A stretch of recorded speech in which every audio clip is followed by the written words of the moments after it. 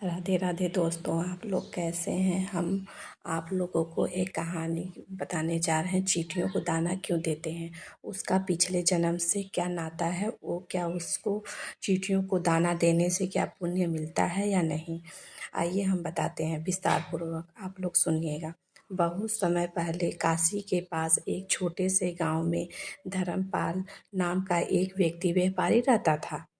धन बहुत था, अनाज के भंडार भरे रहते थे, लेकिन मन हमेशा अशांत रहता था। उसे लगता था कि इतना सब होते हुए भी जीवन में सुख क्यों नहीं है।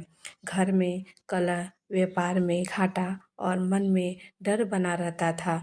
एक दिन वह गांव के बाहर एक पुराने पीपल का वृक्ष के नीचे बैठे स्वामी अंदागिरी नाम के संत के पास पहुंचा। धर्मपाल बोला, गुरुदेव, मेरे पास सब कुछ है, फिर भी चैन नहीं है। इसका कारण क्या है, आप बताइए हमें।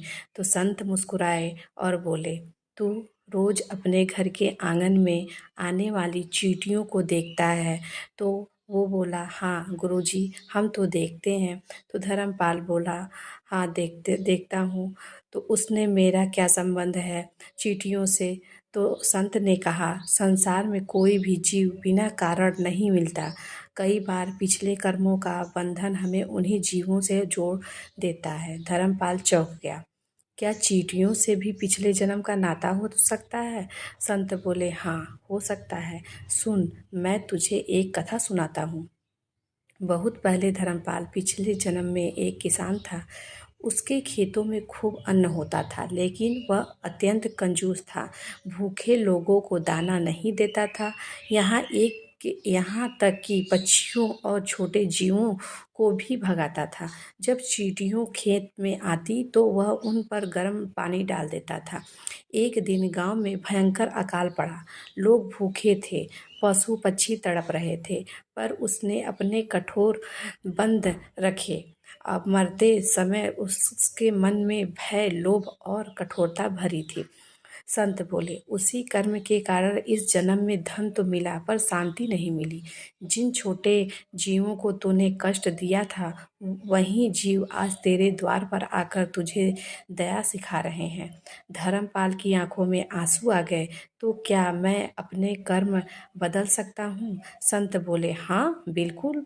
आज से रोज थोड़ा आटा, शक्कर या दाना चींटियों को देना शुरू कर।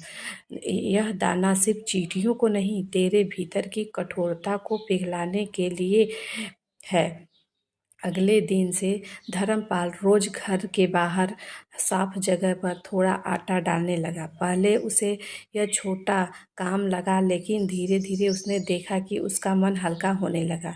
जब चींटियां कतार बनाकर दाना ले जाती तो उसे लगता जैसे उसके पाप धीरे धीरे उठकर जा रहे हों।